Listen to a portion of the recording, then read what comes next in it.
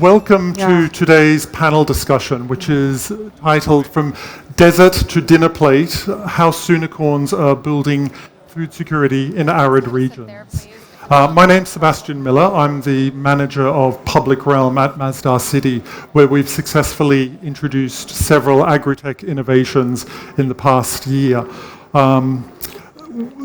We only have half an hour for this session. I'm going to be the moderator, but what I want to make sure that the audience gets out of this is a better understanding of what are the issues related to food security and what are the future trends. We're about to call out the panelists, but these are the experts. These are the people and the enterprises that are leading the charge, the next green revolution, if you like, and essentially they're going to explain to you why startups are relevant to food security. So without further ado, let's just jump straight into it.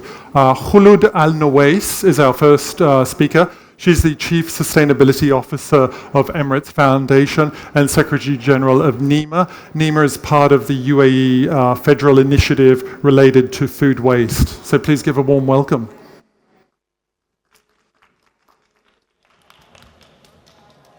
We also have Sky Kurtz, CEO of Pure Harvest.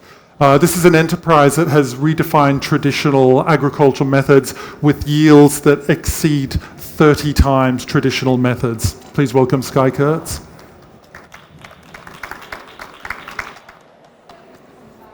Actually, we'll introduce, he's just being fitted with the microphone.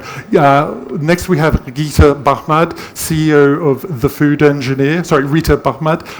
The Food Engineer is interested in the food security, and they look at issues such as desertification, densification, and climate change. Thank you and welcome. Thank you. And finally, we have Ahmed Hammoud, Head of Operations at Alesca Technologies. Alesca is a company that looks at vertical farming, and they have efficiencies in AI, automation, and achieve water savings of up to 90% compared to conventional. So Ahmed and Sky, welcome. Thank you. Thank you. Thank you all for taking the time here. I think it will be a very interesting discussion. I know Masdar City are particularly interested in agritech, and especially with the UAE's desire to be number one when it comes to food security by 2051. Currently, the UAE is ranked number 9 as per federal references. But Khuloud, I'll put the first question to you.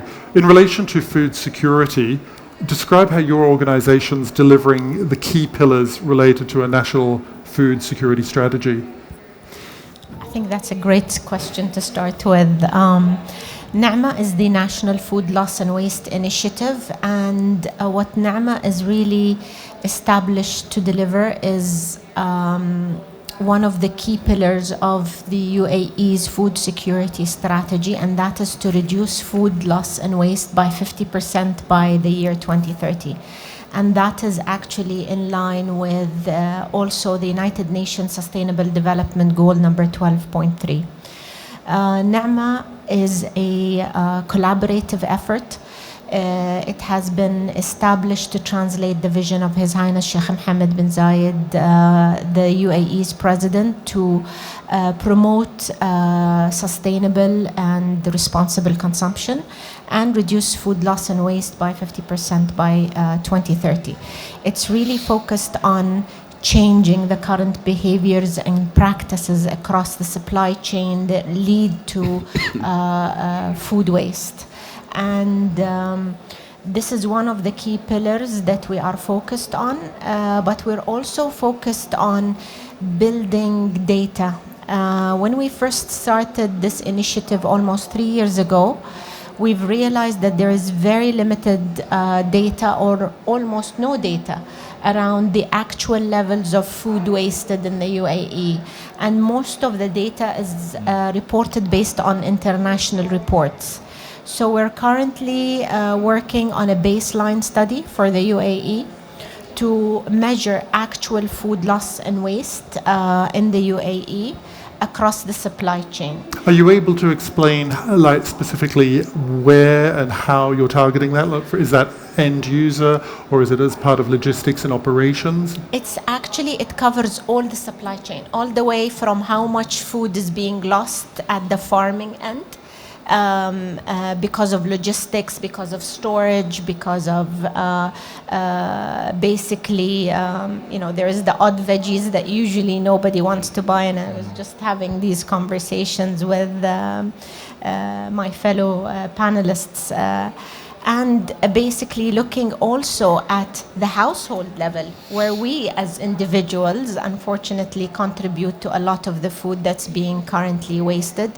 We also have a very hospitable culture. Tourism is a big thing in the UAE, and the culture of buffets in the UAE also tends to a lot of food being wasted. So what we do in Naama, we collaborate with different entities, with different sectors, to make sure we're redirecting a lot of the perfectly edible food to those who are in need. We are also working with innovative solutions and technologies and startups to make sure that unedible food is being recycled or composited and is turned into other usable products. And this, by doing this, we're actually creating circularity and reducing the amount of food that is being wasted. And hopefully this will help us achieve our target. Excellent. The other key pillars that are part of Naama is also looking at policies and how do we create new policies that create a more enabling environment across the UAE. Which would affect startups and enterprises such as the other panelists. One thing, I'll come back to touch on food wastage, but Rita, I'd like to ask you about agritech disruptors such as yourselves and to the other panelists. How are you transforming arid landscapes into productive landscapes? Just if you describe what each of your organizations does and how you achieve that. Sure. So also to go back to the national UAE food security strategy, it aims to enhance local production and also develop a food system that enables food production through using some technologies like ours. So this is exactly what we are doing at the Food Engine since 3 years here in the UAE. We produce our own fruits and vegetables using our own aeroponic process that we have developed. And we are doing so in a sustainable way. We also help others by selling our technology to grow their own vegetables. And we educate farmers and educate students about it. So is that towards end users or to developers such as like Masdar or other third-party developers? Or? For end users. Yep. Yeah, for end users. And now our farm in Dubai focus on the strawberry production. Pesticide-free, using minimal water. It's a soil-less production, so we don't use arable land. It mitigates the risk of arable land, the lack of arable land in the UAE, and the water scarcity as well, as we're using minimal water. Yeah, we're definitely blessed with having good aerated soils, lots of sunlight here, but obviously it's the soil structure and the water. There are two key issues. Absolutely. Ahmed, would you briefly describe Alesca and some of the innovations? Yes, thank you. Alesca is an agriculture technology company. We build maybe similar. We build the technology to build indoor farms and to improve the efficiency of more traditional farms, such as greenhouses. And because of that, we're able to integrate into communities, into residential communities. One of them is very close to us here in Masdar City. And because of that, we're also able to reduce the waste because we only harvest according to the needs of the end consumer. So if we know that, in the summer we have less consumption, we can turn the farm into producing different crops or even reducing the capacity of these farms. And the same, because it's close to the end consumer, we don't have to harvest for the shelf life. We harvest for taste and flavor, and the freshness is always higher. So even in terms of calorific intakes and the nutritional value, it's much better than importing and the cold stores and the transportation. So almost a farm to fork model. So farm to fork model, exactly. And yeah. Sky, if you describe Pure Harvest. Well, I was going to say, I think it's interesting because he said agriculture technology company. We would say tech-enabled agribusiness, because we don't sell the tech, right? So all of us are in controlled environment agriculture as a family with different tools. But Pure Harvest, we design, procure, construct, operate, and then market and sell the produce in a house of brands. Our flagship brand being Pure Harvest, but admittedly you may buy other of our brands, and we also private label to retailers. So we ultimately try to deliver the outcome of more resource efficient farming. And that includes to partners now. We do what we call franchise farming. So think, a franchise like Chick-fil-A, but we'll actually partner with an incumbent farmer. We'll build a new system or retrofit their existing system, train and operate alongside them, and then we'll offtake the produce. So we deliver the outcome of more profitable, resource-efficient farming. But I think all of us tackle fundamentally optimizing. There's inputs to agribusiness, whether you field farm in Botswana or in an AI-powered vertical farm in Manhattan. It's light, labor, land, energy, water, tax, transportation, capital, right? The inputs. And then the photosynthetic equation of sunlight, CO2, water, nutrients. We're trying to optimize these two in different ways with different technologies to really minimize the resource inputs, maximize the output, but also the quality, the affordability, availability, sustainability, and really delight of that product. And that's what we're all trying to tackle, which ultimately does align to the food security policy.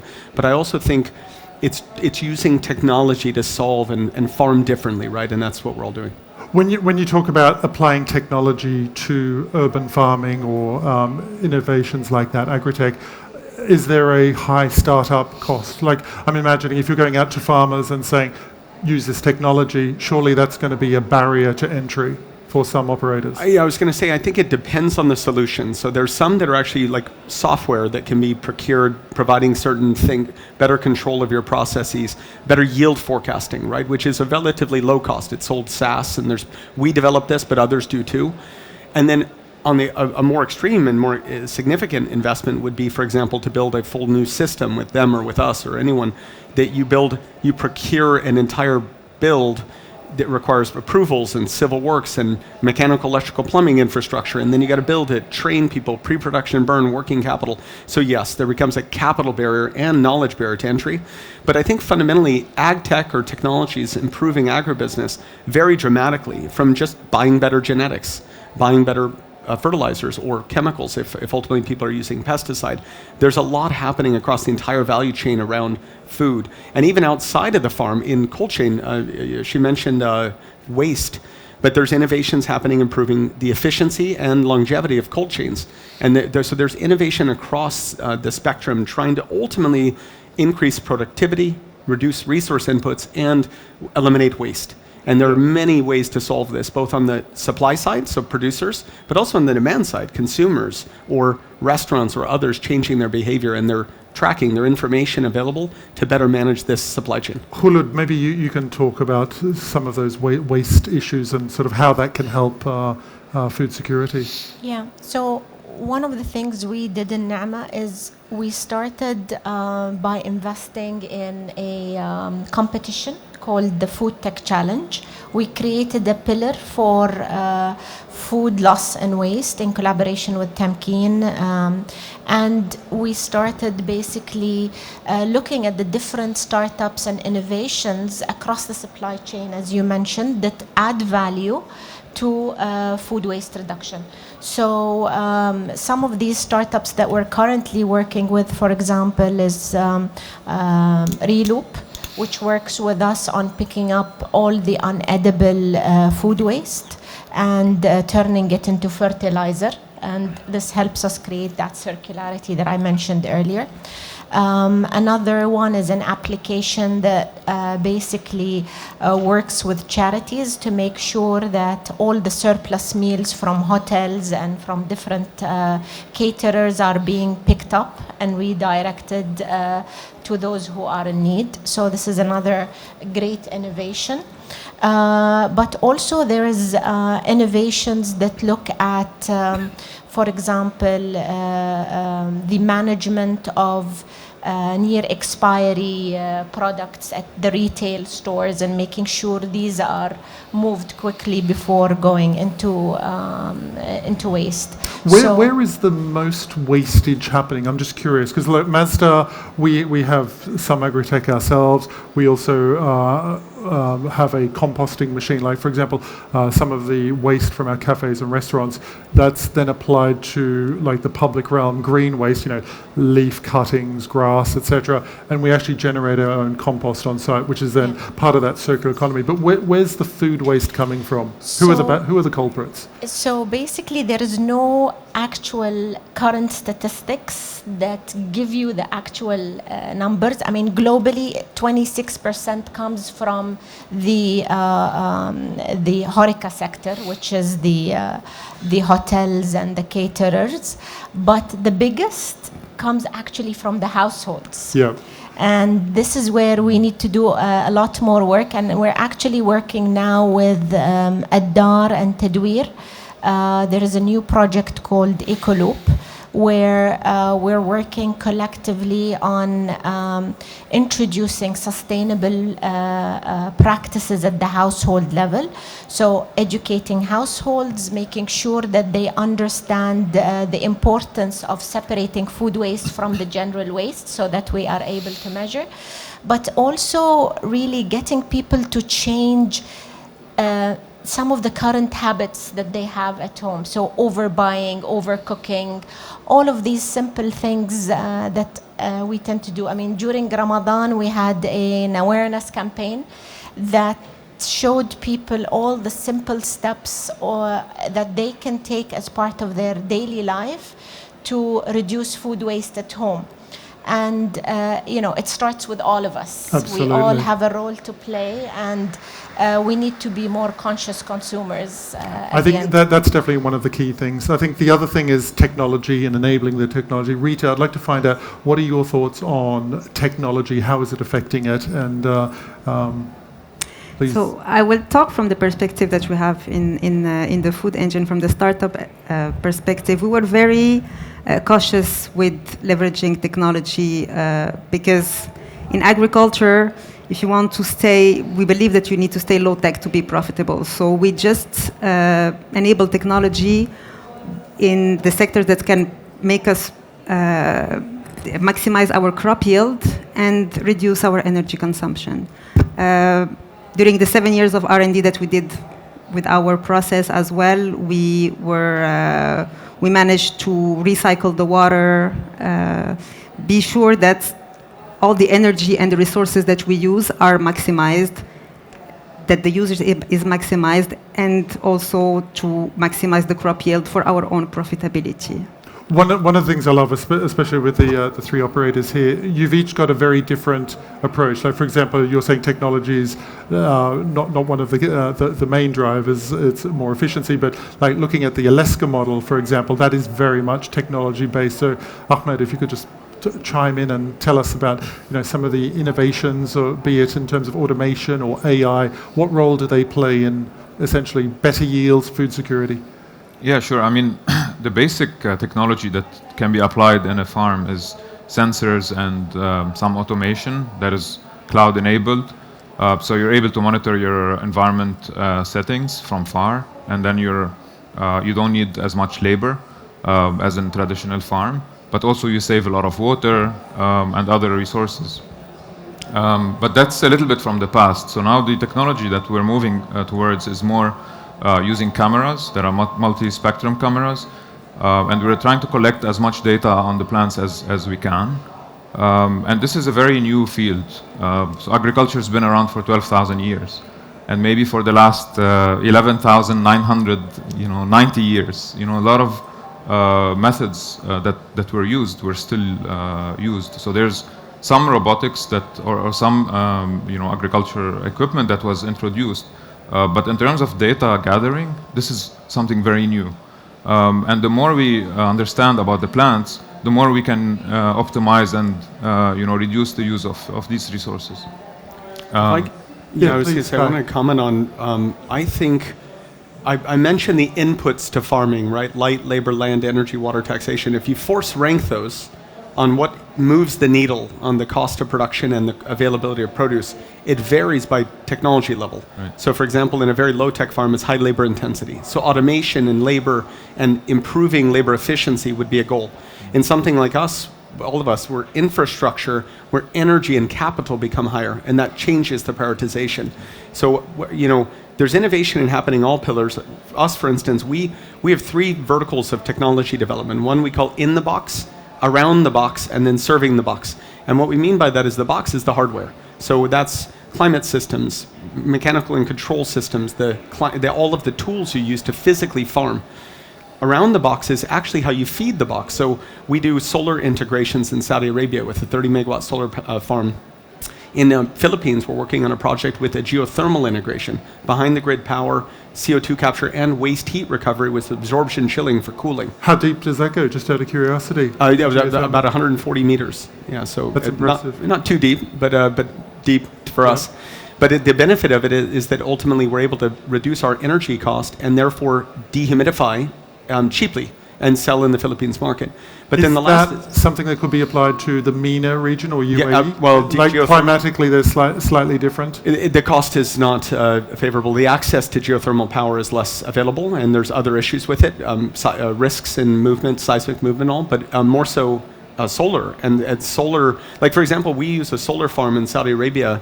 We then make a buffer vessel, a super large, super insulated tank of cold water, and use it like a cold battery and draw it in the night, right? That's a strategy that works very well here, and you can optimize the utilization of utility scale solar deployments.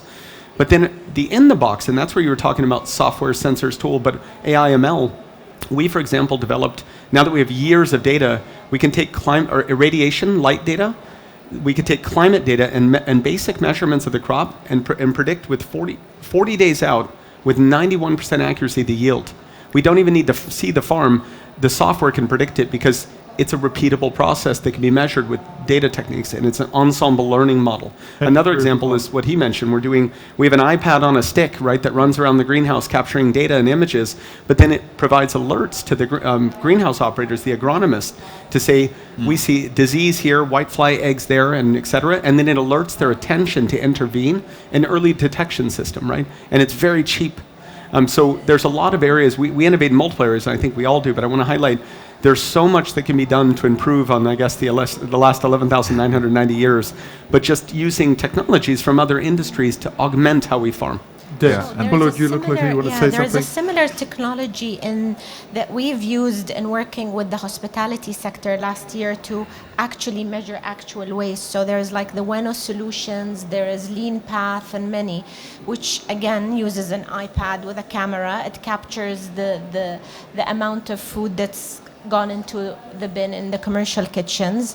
And what this helps you do is not only measure and track, but it tracks how much of the tomatoes or cucumbers you're wasting, and chefs can use it to adjust their purchases, to adjust their the amount of supplies that they need for their menus. Especially if we're getting like better logistics and more immediate supply chains. And there's a lot of cost savings for the hotels as well. So the use of such technologies is really important in creating such efficiencies across the supply chain. I'd like to open the question up to either of you in terms of how do you see the balance between sustainability and profitability in agriculture?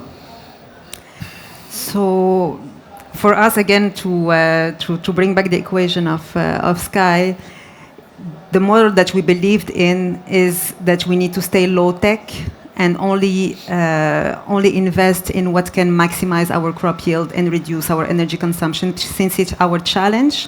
And the biggest challenge that we have is that reduce the energy consumption and maximize the crop yield to be profitable.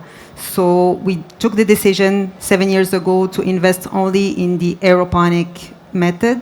Make sure that it's efficient. We developed everything by ourselves. We manufacture our own equipment. We make our own recipe to be able to master our our growing process and optimize it. And this is what we have been doing for 7 years.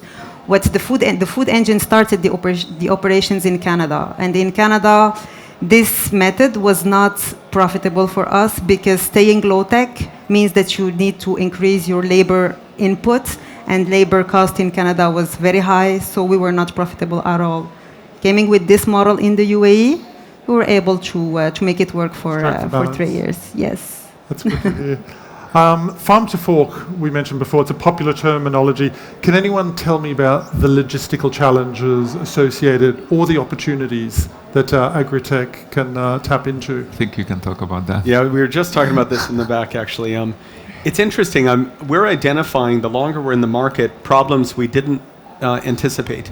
And let me give an example of on this farm to fork effort. When we first started selling to one of the largest modern retailers in the UAE, we kept getting product rejections. And we sent the most beautiful, perfect tomato, like a painting, to the store, beautifully red, ripened, aromatic, and we thought, man, we've killed it. This is the perfect product. Rejection. And then again, finally, I personally went into the back of the truck, hid behind the tomatoes. I was expecting it was sabotage of some distributor who didn't want us to exist. And I was thinking they're throwing rats in my food or something, and then we're getting rejected. The funny thing was, what happened is that the product would come, and the gentleman would look at it and reject it. And I then said, why? I want to understand why. And what it turned out is that they accepted only yellow and orange tomatoes. Red means it's already too mature, and it's going to expire on my shelf. So the person, the actual decision maker was not the CEO of the retailer who said, absolutely, I'll procure this. It was this guy on the edge of the docks in the middle of the night at the major retailer, right, who controlled that decision.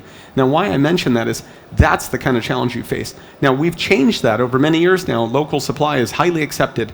A mature, ripened strawberry is accepted right into the door. But that wasn't true just in 2018 when we started. It was literally deemed that's going to spoil on and I'm going to have wastage. Therefore, I reject the product, right? Because the entire ecosystem was built around imported product from far away, picked pre-ripeness, et cetera, right?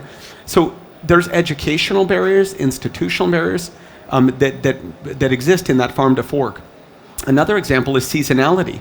Our peak, we are driven by light. We have decoupled the relationship of food production from climate. We've instead married it to energy and capital sources. So we peak production in the summer, but as you mentioned, the summer is right when everyone goes on their summer holiday, especially in modern retailers, right? Now, there's a subset of the population that remains, but the value of the produce market tanks for about 2-3 months. What do you do with the produce? Which is right? counterintuitive, right? Yeah, it's counterintuitive. You would think the summer there's no supply, but that's when a huge portion of the most valuable consumers disappear. And so what do? The farm's gonna produce, and it peaks production then. So of course that results in exporting. We actually export from the United Arab Emirates now to Kuwait and Oman. But also we're doing innovative things. They always say waste begins where imagination ends. We're now reimagining our waste. We now are selling jams. So we take our second quality or excess strawberry production, create a shelf-stable jam, branded Pure Harvest, and we'll sell it, and then we can inventory it and sell it across the year. We're also launching an entire line of pasta sauces, passata, etc. Not pesto yet on the greens. That's basil, but we don't produce basil commercially. But we're doing pasta sauces, and now we're also moving into soups. These ready-made soups that have a longer shelf life and can be stable. So that's an example of how we're having to innovate to solve that farm to fork challenge, because you can't make money as a farm. You're a manufacturing process. If 3 months of the year you're dumping product at cheap prices, or worse, wasting it, right? It's sin. It's a sin. It's criminal. But let alone it's terribly uneconomic. So it's a challenge. Our market's uniquely difficult for this because of the seasonal dynamics of tourism and of our own population, and because of course, that light is the driver of production. There is a policy angle to this. Yes, because please. A lot of the hotels, for example, they will only buy grade A produce, which is the lovely looking tomatoes. Anything that's grade B is then going to go to waste. And that's what we're trying to find educate, creative ways to utilize. The ugly products. I know we're coming short on time, so I'd just like to open the floor to if anyone in the audience has any questions while we have these experts here, because we do have very different approaches to agritech. I'd say it's basically the full spectrum of what agritech offers. So the floor is yours if anyone's got any questions. Yes.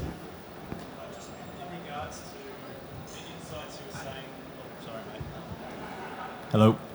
Just in regards to what you're saying there about the insights you get from products and rejection and so forth, you were saying that was in regards to importing and the perception of longevity of the food on the shelf. I work in health, I'm a medical doctor, and kind of interested in whether you get insights into shifting nutritional dynamics in the region, and if anyone has kind of noticed a big change in that. Well, unfortunately not, so I can comment on that. I was part of what was called the National Committee on the Adoption of AgTech for Food Security, very long name, but it was about prioritizing as a policy objective, and credit to the government for even getting all these people, scientists in a room, nutritionists, UNFAO food economists, producers and operators. But the discussion was about not only food security, but also one element of that is about nutrition, which is admittedly a problem here. There's different layers of food security. Some people say food security is just calories, survival. Well, I'd like us to more than survive, like ideally flourish and have longevity and quality of life, which comes to nutrition, right? So there was a lot of discussion on it, but I would say very limited progress in terms of really we're still struggling that people are increasing the amount of sugar in their diets, carbohydrates, packaged foods, and despite any of our efforts, it's still growing. What I will say though, the progress is actually happening commercially. If you go to a modern retailer in the UAE right now, from 2018 to now, the amount of space, of physical real estate in the grocery store that's been given to fresh produce has grown. And in the modern retailers, and the premium retailers like Spinney's, Waitrose, it's grown a lot. Why? Commercially. The innovation of all of our supplies and of the higher quality at a lower price point has driven a classic economic fundamental of price elasticity. People wanted more produce. They didn't change suddenly their desire for tomatoes or strawberries when they moved from the foreign land.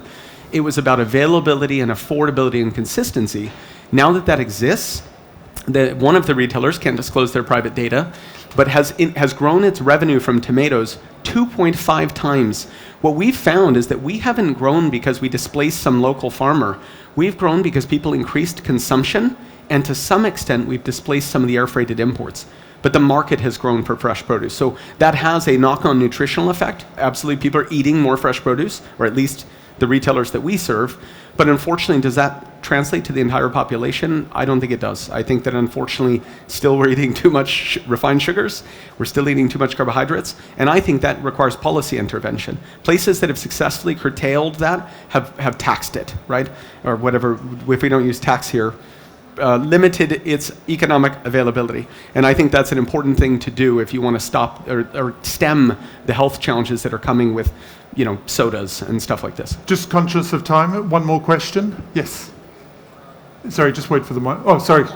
We'll do two questions then. Yeah, so I want to find out how does this technology help the local farmers who are not into something like greenhouse farming and this. How does it benefit them, or how can this be applicable to them if they are willing to incorporate such things? Because I believe now, as you said, it's just a few years back that many people are engaged into greenhouse farming and all the rest. But there are a lot of farming it's still done locally, and I think how does this technology?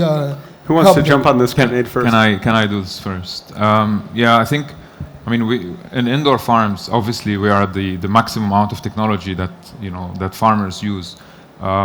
But any farmer, even a traditional farm outside, can benefit from learning what's happening in the indoor farm and then apply some of the technology to outside farms. And this is actually Alesca's model. So indoor farm is part of the company. The other part is what we call precision agriculture, which is using these sensors and automation and software to adapt them outside in the local farms. And we're actually developing now tools that are very affordable to farmers that can be used to improve things like to understand the soil moisture, to understand the air temperature, to understand, like in the summer, we've seen some of the farms in the UAE, they are watering 2 times a day. And through some of the data, we changed it to 4 times a day with less quantities, and we're able to get better results.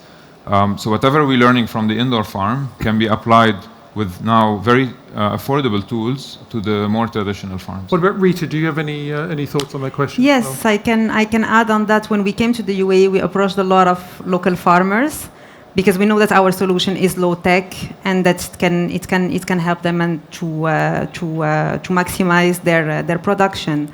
The main barrier and the challenge that we had was more on the education side of it.